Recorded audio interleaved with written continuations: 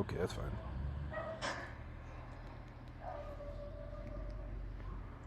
Oh my gosh.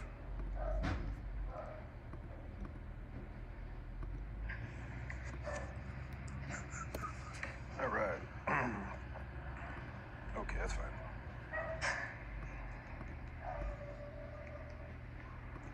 Oh my gosh.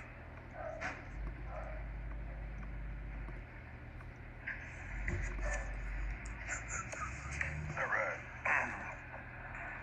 Okay, that's fine.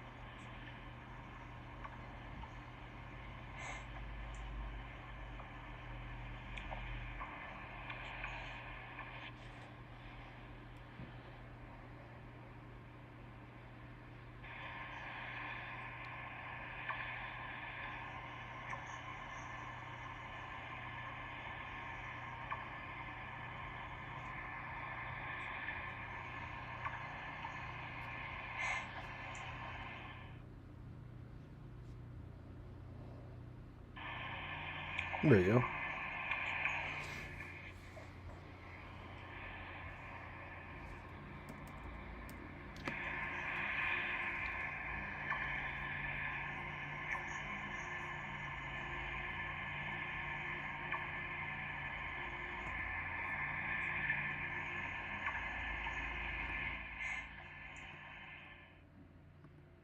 Testing 1 2 3 1 2 3.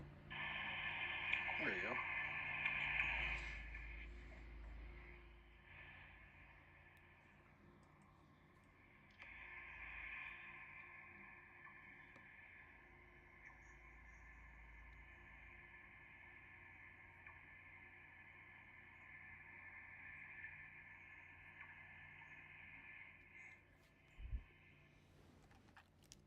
Testing 1 2 3 1 2 3.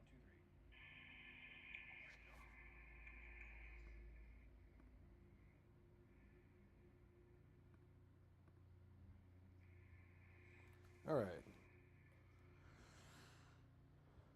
It is now 6 o'clock. I'm seeing if this actually works. I had to reinstall OBS, so I apologize.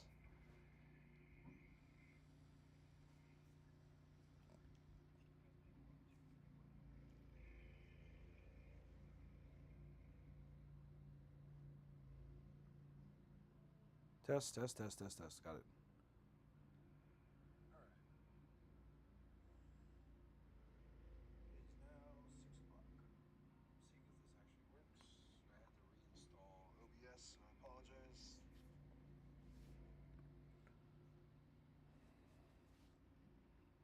Test, test, test, test, test. Got it.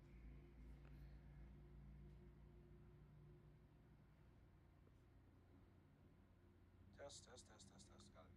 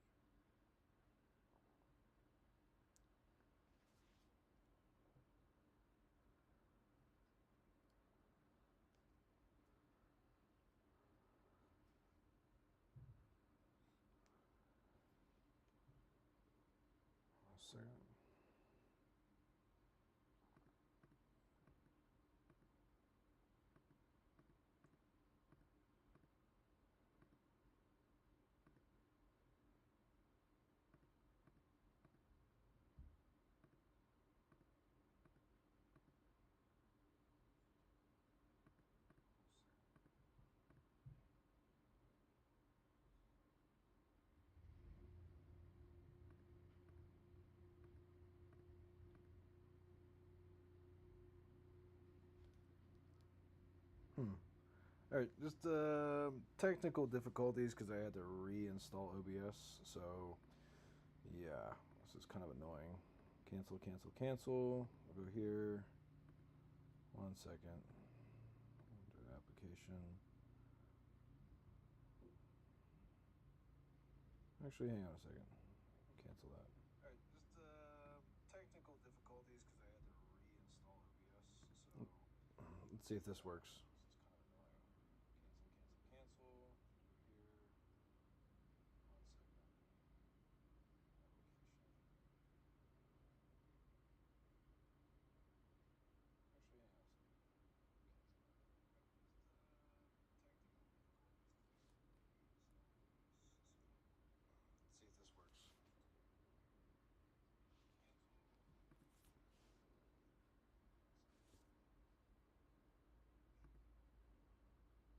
hang on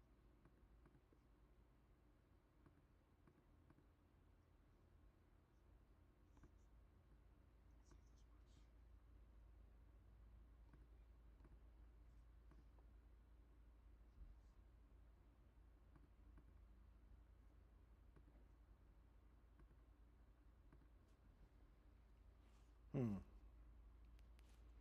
Oh, here we go.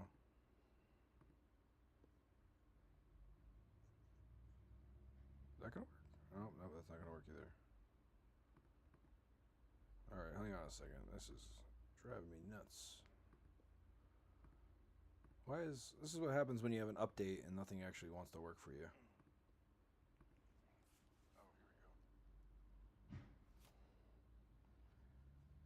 what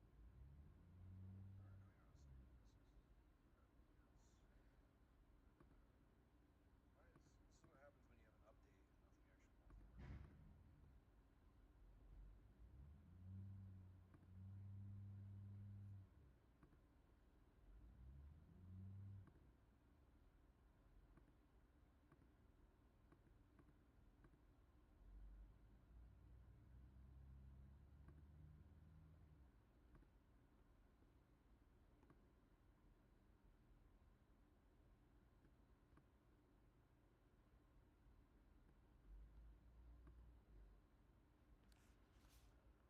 Oh, I think I might have gotten it.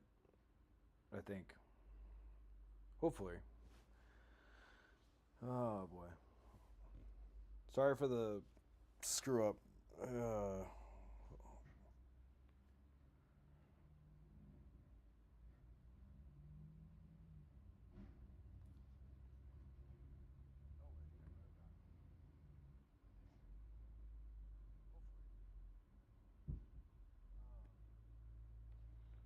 Alright.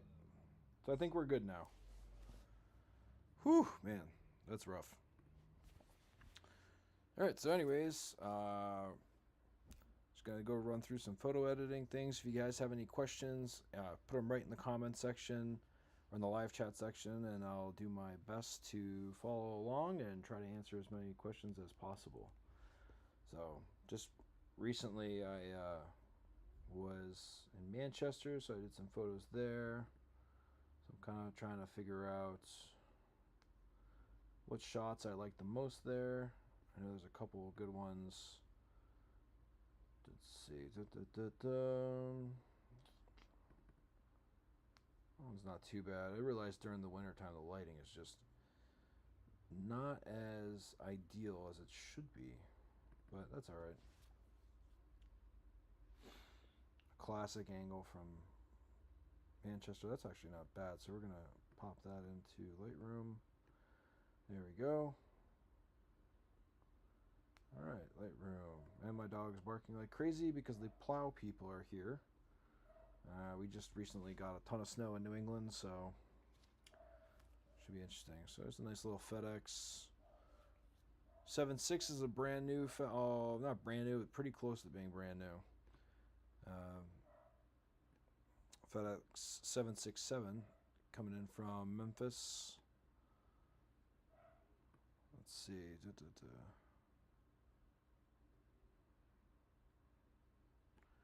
Trying to line up the horizon as best as I can. Looks pretty good.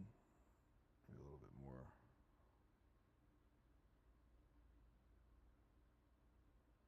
Horizons are always tough to like figure out. For me at least, I don't know. Maybe it's just could just be me. Yeah, right about there. The dog is going crazy. All right, so this one not much, so much 3x2. We'll go 16x9. I was joking with somebody earlier when I said, actually when I was spotting, I was joking with a friend of mine. They said, you know, I was this year's old, or I was this old when I found out that Jet Photos accepts 16x9 crops. So took me a while to figure it out. A lot of the photos I took in the past, when I realized I couldn't get 3x2 or 4x3, I scrapped a lot of photos because I didn't think I was actually going to be able to save them. But in all reality, I could have. But you know, now we look back on it and call it a day. So this one actually looks pretty good overall. Don't remember exactly. Let's see what this looks like. I always like to use my dust tool to kind of like find some dust spots and also any possible vignetting issues. Kind of reduce some of the glare here. All right.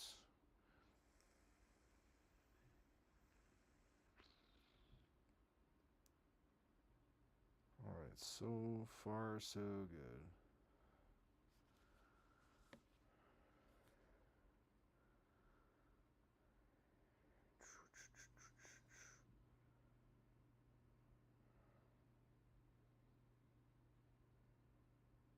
All right, so let's go here. That looks pretty good for the most part.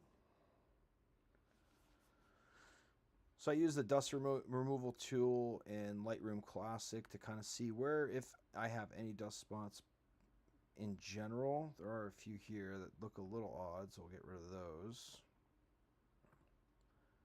And a lot of people might not understand, but the post-processing takes a lot of time.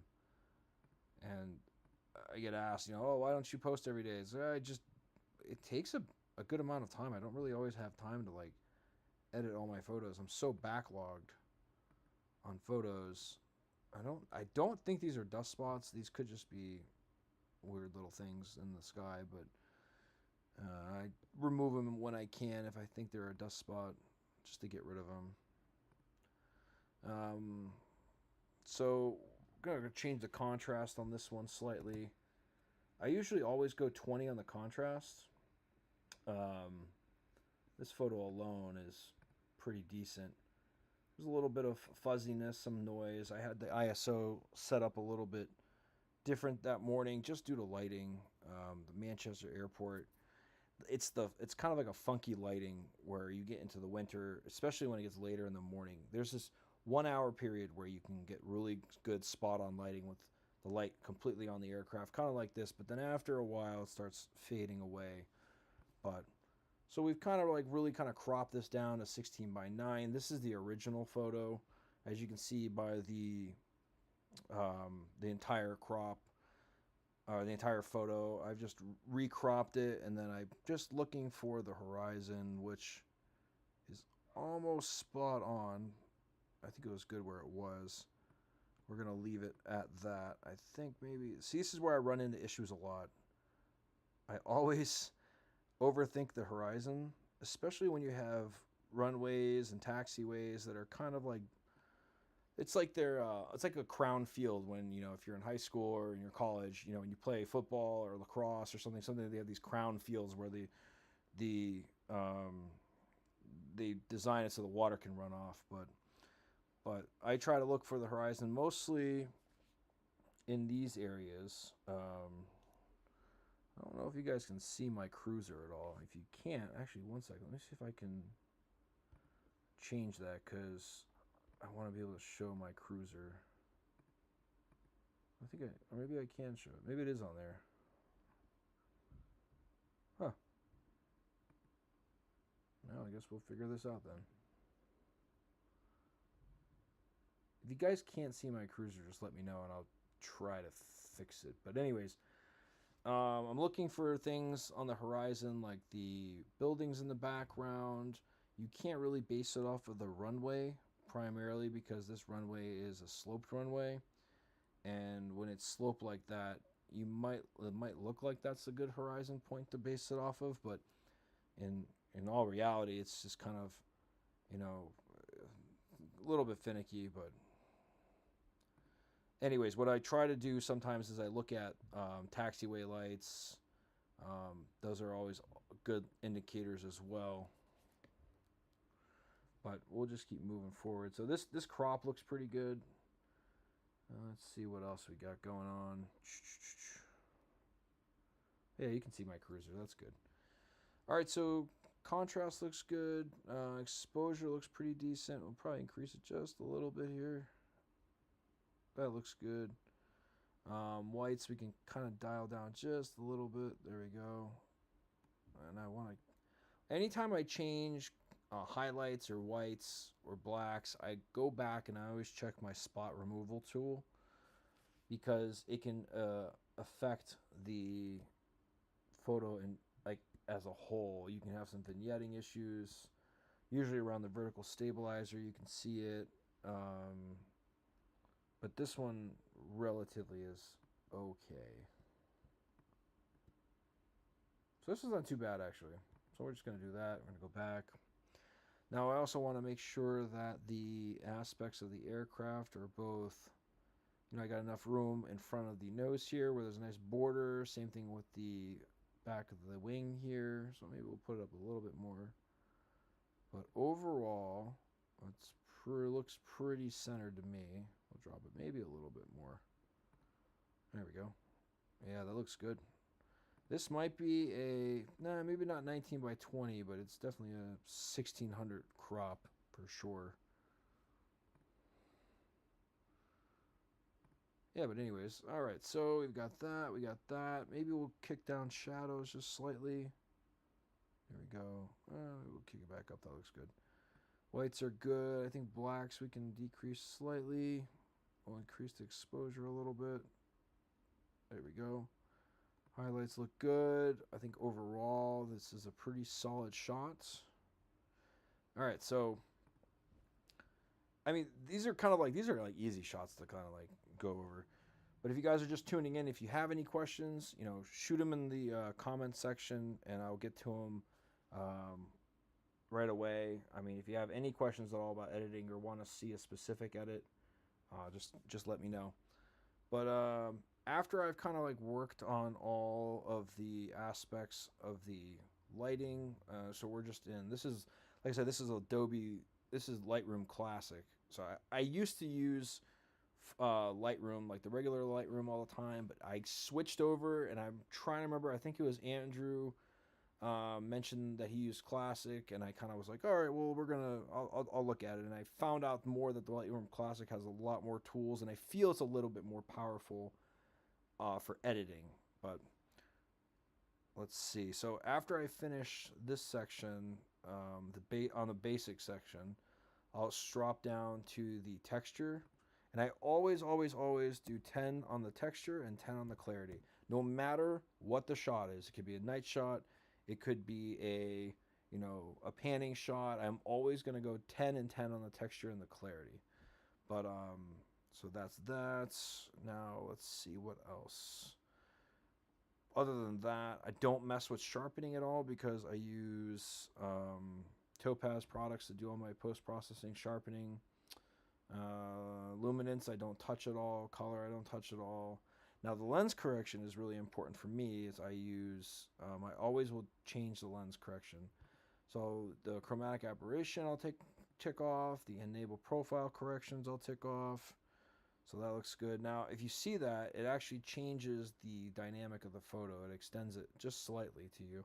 Now this is just this is matching up your correct lens with your correct camera, and then it fixes any kind of weird nuances that you might have missed. You can also, if you don't have this, you can manually type it in once you hit it, because it might not show it.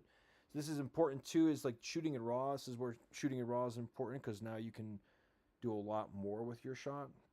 But once I tick off those two options, everyone's different, so I can't really say, if this is accurate to you or not. But the vignetting aspect of it, I will always drag the slider to the right. Now, it didn't do much in this photo because this is taken in the morning time, early morning hours. But if there are experiences of vignetting, I would always go down here to your lens correction tab and kind of figure it out from there. It's tough to kind of like, judge, but some camera lenses have they're worse with the whole vignetting. I remember when I had Nikon, I was dealing with it. So it's just kind of like one of those things. But I will always drag the slider. If I bring it back, you can slightly see. I'll try it again. I don't know if you'll be able to notice it, but this is without the vignetting control on, and this is scaling the vignetting back. So I have no desirable dark spots or dark edges on the side of the photo when you have that kind of vignetting thing. And once again, as always, I always double back and I go make sure that there's not really any vignetting on the aircraft alone. This looks like there could be some. Oops, I did not mean to do that. We're gonna undo that heel. And like right over, let's see, right over here, it looks like there is, but I think that's more so the tree line. What I can do is I can go back and go straight up to the highlight section. Maybe that'll do the trick. That might have done the trick. Oh yeah, it's much better, I think. All right, excellent. All right, so we'll just jump into that. But so that looks pretty good. I mean, overall. What we're gonna do next, I'm hoping, I gotta figure out, let's see if I can add another screen. And what we're gonna do is application, oopsies, wrong one. Let's just, application, let's do window capture.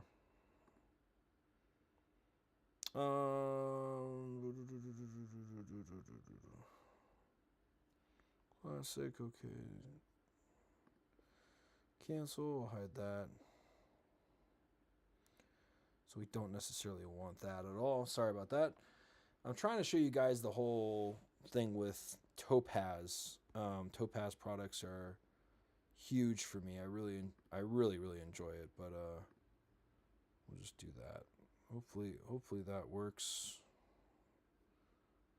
All right. So what I'm going to do real quick is I'm going to change my window size here. Sorry about the delay. Drag that up. There we go.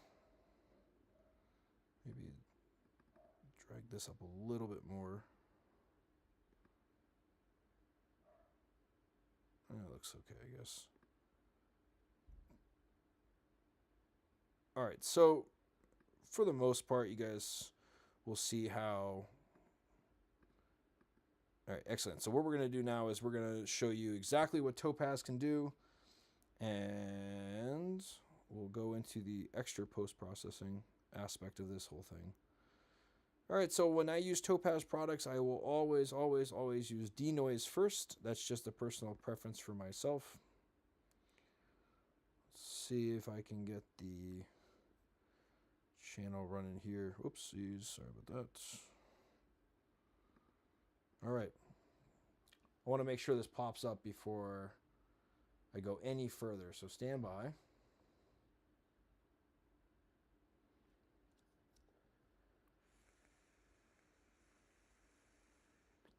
And it works, or it did.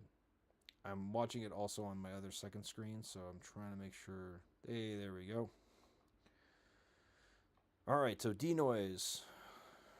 Make it a little bit bigger.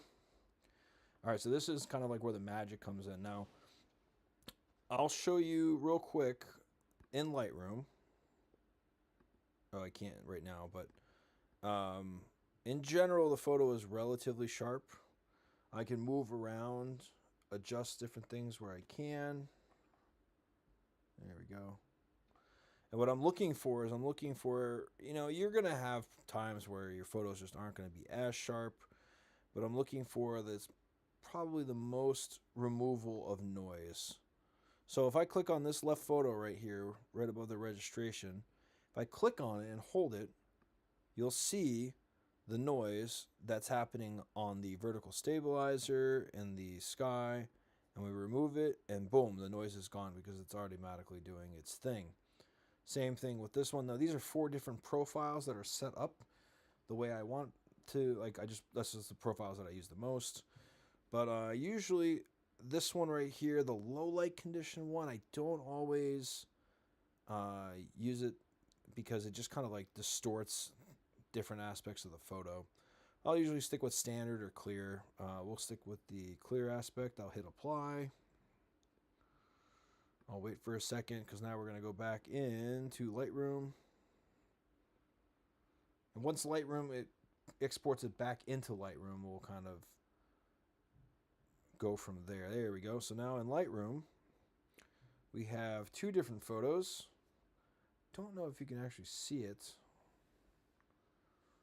I'm going to wait and see. I got to learn how to switch back and forth. Yeah, so there's 2 different photos.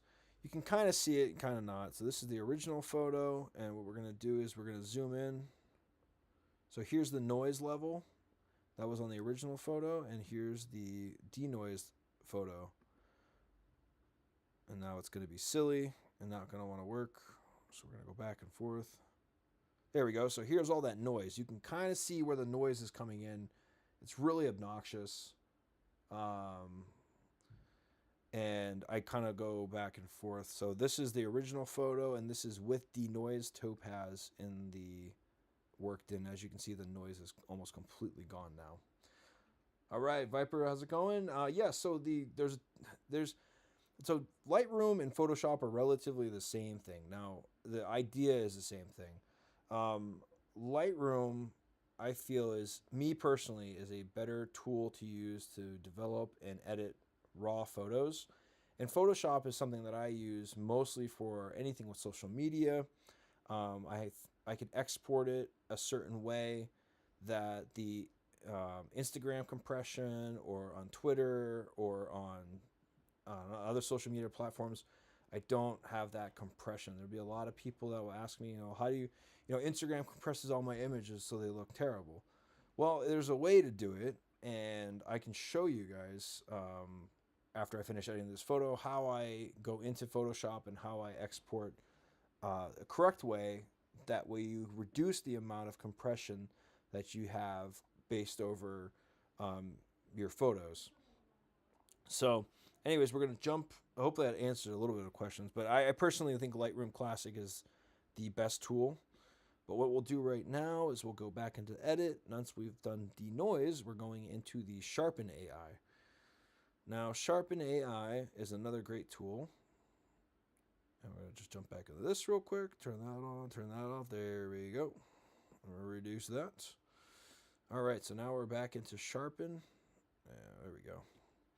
So we've already denoised the image. So we've taken out all the noise that we could, all the grain, all the nastiness. And now we're going to go back and resharpen the image completely. And this is where I'll show you one between one and another. You'll see after a while what it's like. All right, so here's another one where, as you can see from the motion blur, very blurry, this section right down here, the registration is kind of like distorted almost. It's not very clear. It's like they kind of like distorted it, and you have to watch with Topaz products because sometimes they will it'll actually completely ruin your image. So you have to kind of play with it and see which models are best for you. And I think overall, in general, it's just, you have to find what works best, but also find out what works, the easiest as well. So these 4 templates that I have set up are the ones I like the most. Now you can always switch between the 2. But nevertheless, so the motion blur, very blurry at the bottom left. We're going to completely exclude that because it's garbage. I don't like it at all. Very noisy, seems slightly too soft, as you can see by the registration here. The bottom right it's a little bit better, but I'm going to go with the very noisy. So this is the original photo held down, and when you release it, there's your sharpening. So what I can do is I can actually zoom back out, and you can see the difference Topaz sharpening really makes on photos. So we'll go with that one, and we'll hit apply. And then the last but not least section of this is going to be the GigglePixel. So Topaz products you have 3 different stages. You have denoise, you have sharpen, and you have GigglePixel. Or I think it's GigglePixel. Let me double check what it is. Yeah, GigglePixel AI. So every time you take a photo and you edit the photo, you're compressing the file. So you're getting smaller and smaller and smaller. So once you finally get this really sharp image, you're gonna have a really great image. But what you're doing is, since you're compressing the files, the compressions, so to speak, even on Instagram, is gonna be really bad. It's gonna be distorted. It's not gonna be the greatest out there. But nevertheless, so what I'll show you is, this is the original photo right here. Okay, so edited it in my own way. We're going to zoom into the registration, pause, let it load.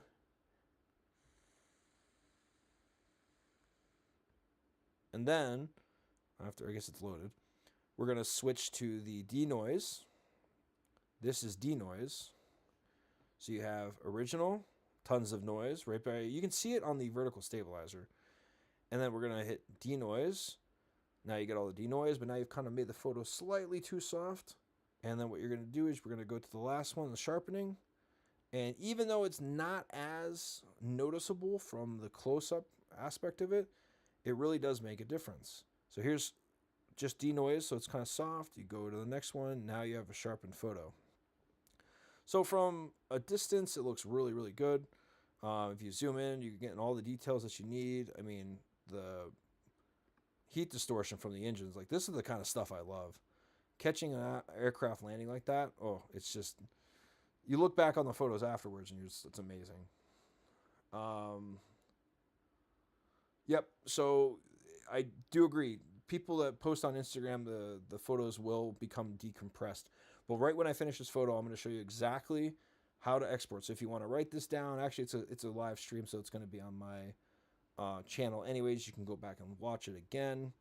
But overall, this is pretty much edited from what I wanted to do to get where I wanted it to be. Let's see, double check something. I saw this line up here and I was kind of curious about that. It looks pretty good though. The other question somebody asked me on Instagram too is, like, does,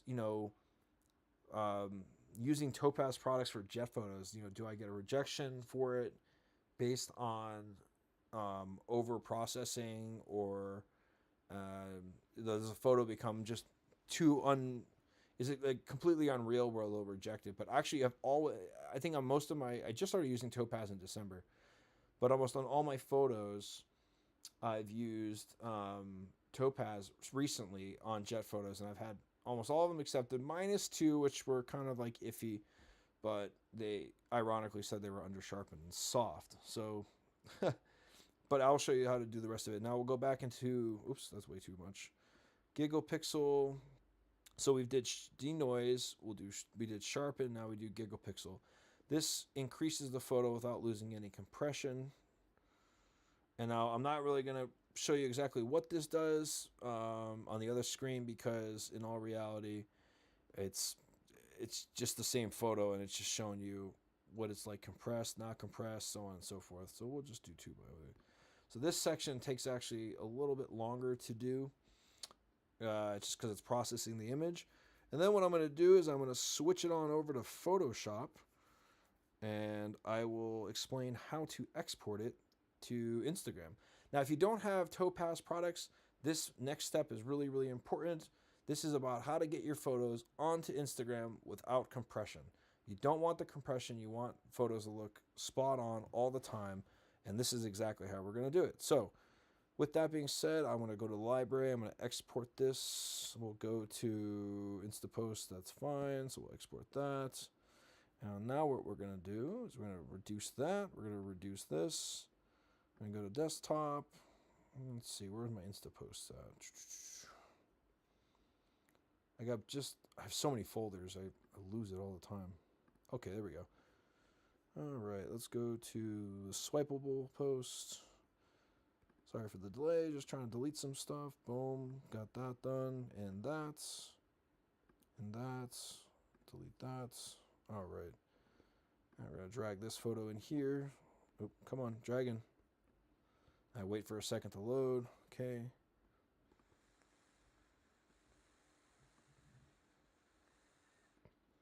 All right.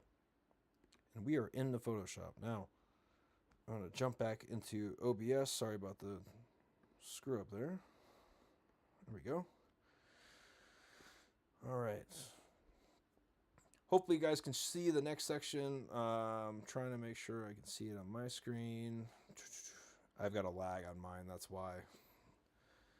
You really gotta love MacBook products sometimes. They really are something else. Come on. Hey, there we go. Okay, so we're back on. I can see it now. All right, so this is a template that I have set up for myself for Instagram. This one is good for swipe posts, for regular posts, and so on. So I've dragged the photo in here, and let's just say, we'll see if I can extend it just a little bit more. No, I'm going to cut out the tail, so that's all right. That looks good the way it is. Automatic centered. Okay, it looks good, and we'll hit that. Now, so when on Instagram, what it's going to look like, if you zoom in, it's going to look nice and sharp all the way through. And this is how it should look on Instagram at all times. But the problem is people in general, what they'll do is they'll take a photo, they'll edit the photo, and they'll export it about 6 different times. So it'll go from their camera to their phone, from their phone to their computer, they'll edit there. So every time you move it from one place to another, you're compressing the file, and it reduces the quality of the image. So what we're going to do, say hypothetically, let's just say we wanted to get rid of this and we want to put this into Instagram, we want to export it.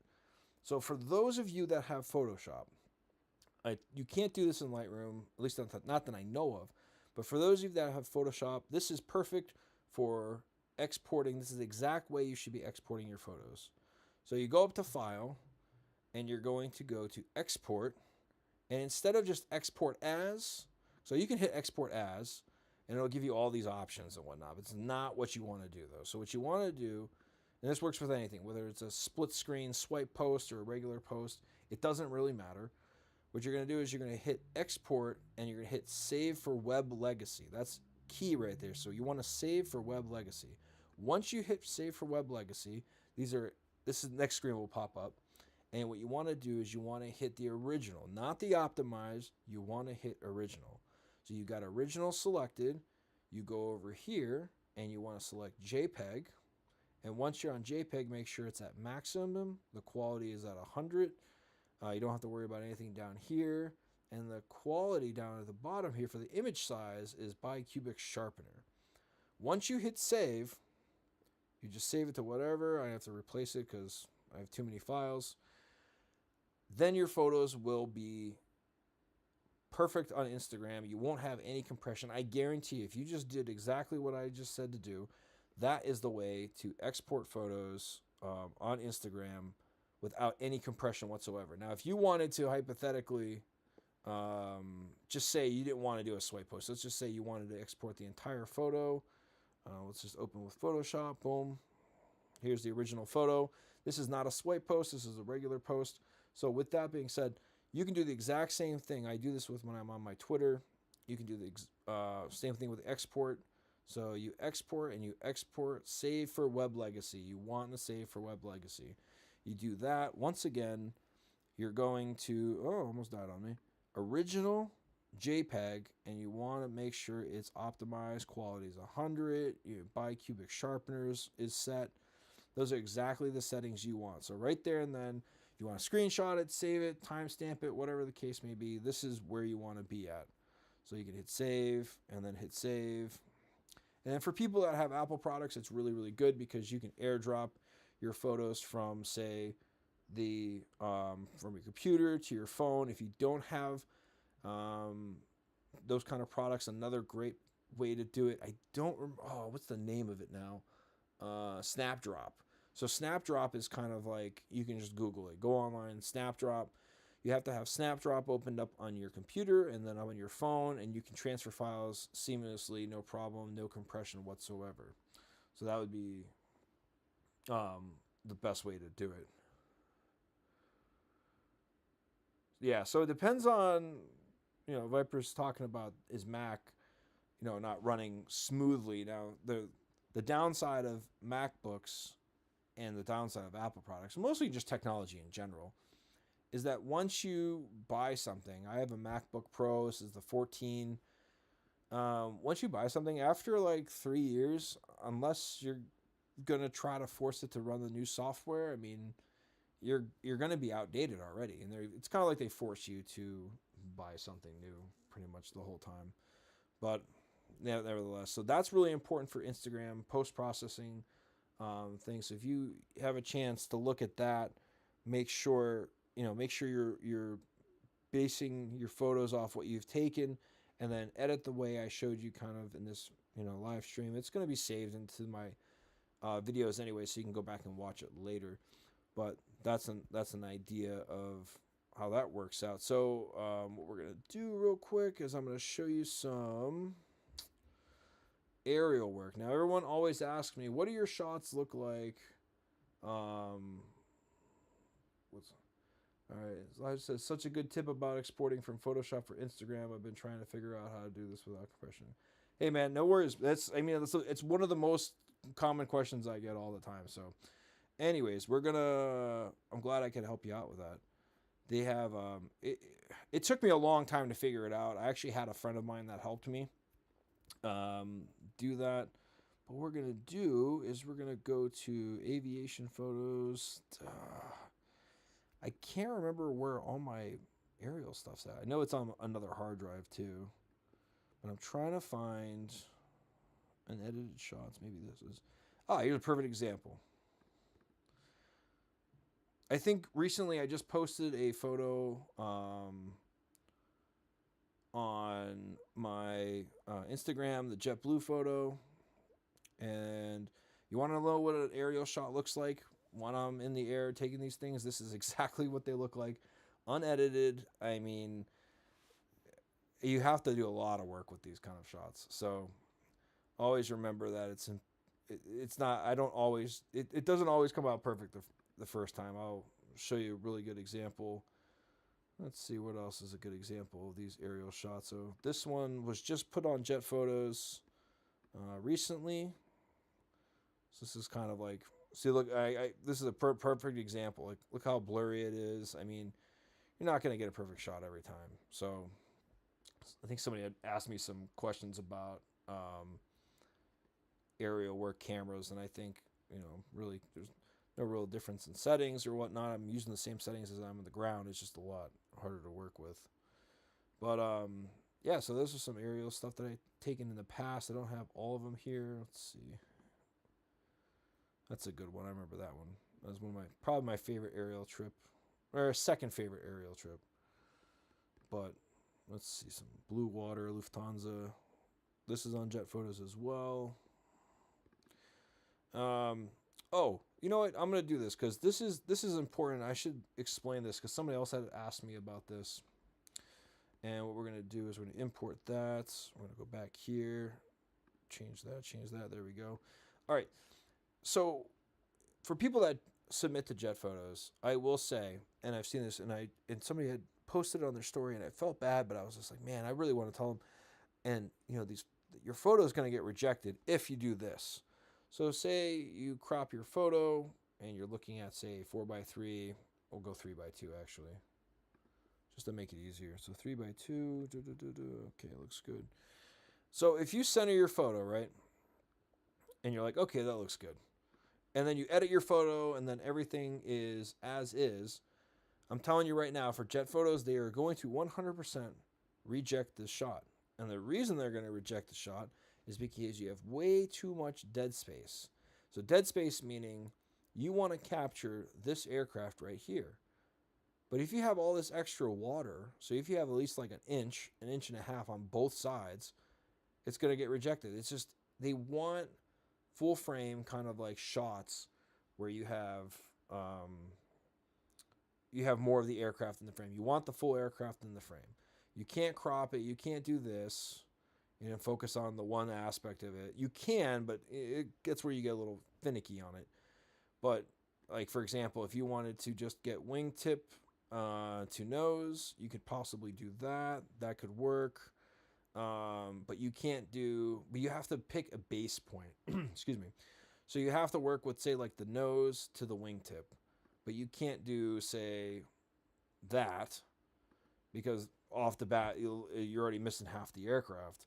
So you're either focusing on one whole aspect or the whole aspect. But if you go back to the whole thing I was talking about cropping, you can put your photos in here like that, and it's just, in all reality, like, they're going to reject it for dead space. You have to reduce the crop. You have to bring the aircraft as close into frame as possible, with, the exception of having a little bit of a border. So here's the difference. So there's the difference of, cropping correctly and cropping incorrectly. And this also works for Instagram as well. So if you want to swipe post, you want to make sure that, the tip of the nose or the back of the aircraft or whatever you're doing is lining up in the first sequence. If you have too much dead space within the cropping and you put it on Instagram, the first thing that they're going to see is a bunch of dead space and just a little bit of the wing or just a little bit of the nose, and it's just not going to look pleasing to the eye whatsoever. Then again, and I'm probably going to go on a rant here in a second, Instagram, you can post whatever you want, and it doesn't really matter. It could be the best photo in the world, and everyone could think it's the best photo in the world, but the reach on it is complete garbage, because Instagram has completely gone down the tubes with reach, with engagement. Or at least me personally, I've experienced it. I picked up a lot of followers in the past year, 2 years, all based solely off of Reels. I can do giveaways and all that I can do. It would not gain me as much as, say, Reels would gain me in the long run. So Instagram Reels are great. They gain you a lot of followers, but I go through and I find a lot of these followers are fake or they're not real accounts, and I'm trying to go through one by one. And I got to the point where I just gave up. I was like, you know what? I'll just keep the number at where I was at. I was at 56.2 and I think last month, and then I started going through and saying, you know what? I'm going to get rid of some of these fake accounts and whatnot, these people that followed me that I don't even think they actually follow me. And I realized after about 100 people, I go, I give up. I'm just going to leave the number as is and enjoy the engagement from whenever I get. But high altitude shots. Viper, I'm assuming you're talking about like grabbing contrails. If you want to just confirm that, I can answer that a little bit better. I'm not too sure if that's what you meant, unless you're talking about aerial work. But high altitude shots, I'm guessing you're talking about aircraft that are passing over you at like 30,000 feet. But just drop it in the comments if that's what you meant, like just getting contrails. Actually, no, I don't think I have any. I don't really do a lot of high altitude shots. I think I had one. I don't know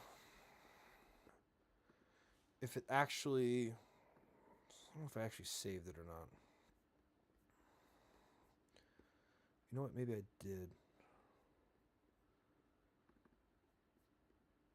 Maybe not. I can't remember, but yeah, okay, so at altitude. All right. Well, see, that's a tough one too. I don't really do a lot of it, so it's hard to answer.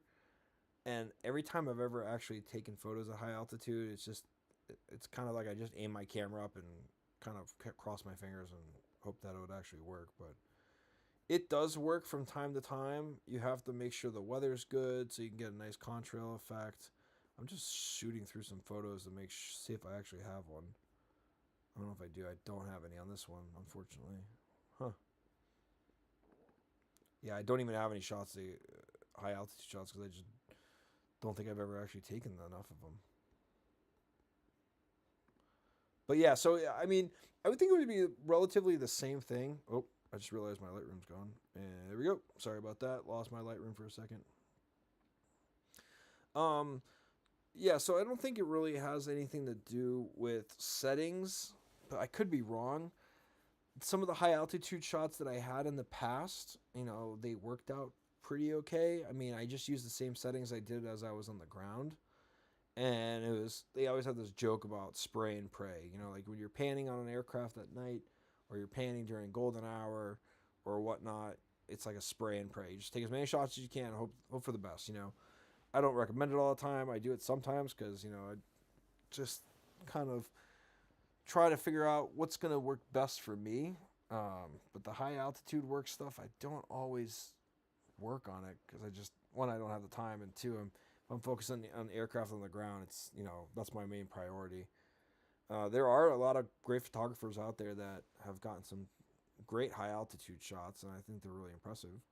But it's hard to say. But I wouldn't change any settings. I mean, I would just shoot exactly the same settings you would on the ground as from above. You were looking for contrails. I think the only thing that I could recommend for that is, once again, to have the sun behind you. Don't shoot into the sun.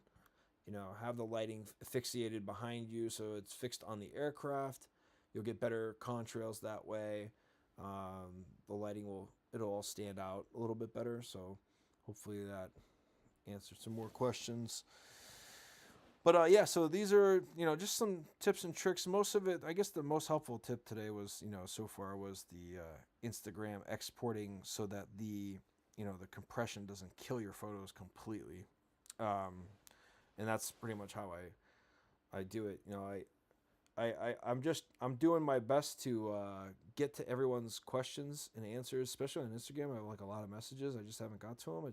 I've had a really busy day today, so I appreciate all the support and everyone tuning in today. And I will say thank you to Viper. He's in the chat right now. He did a really great rendition, artistry work on one of my photos that I took. I just downloaded the file today, so I'd love to shoot that under the printer and put that on my wall with all my other photos. And hopefully down the line here too, I'll have a little bit more time to take some photos. I was supposed to have a trip to Minneapolis, but that looks like it may be getting canceled. More than likely it will get canceled, just because things change over time, and I won't have the time to go. I want to go, but I don't think I'll be able to actually make it. But anyways, but if you have any last minute questions, I'm gonna be kind of like signing off here in a little bit. I just wanted to jump on for about an hour and kind of go with the flow and see what happens. Get to your questions as much as I could. No current aerial spotting trips are in the mix. I'm waiting for the summer to get around. I have a lot of big plans this year. Most of them don't have to do anything with photography, so I'm got a lot. My mindset, or my focus, is on a lot of other things in my life right now. But I do my best. I'm trying to do my best to help you guys out. I did a master class with Hunts last year, which was a lot of fun. And I know, but I wanted to, help everyone that I can without, having to charge people for it. That wasn't something I set up. That was theirs. I just went along with the flow. But I do appreciate it. We are coming down to the end of it. I only had an hour to do it tonight, but I will try to do my best to get on here at least once every now and then, do a stream. Maybe I can do it on Discord. Maybe it'll be easier that way. I really don't know. But you guys can let me know. And if you guys liked the stream today, I really appreciate all the people coming in and just, watching how I edit the photos. I'm glad I could help a couple people out tonight. But if you have any questions or comments or anything like that, you can put them in the comment section here, or you can jump on my Instagram or my Twitter, and you can talk to me that way as well. I'll do my best to answer them all.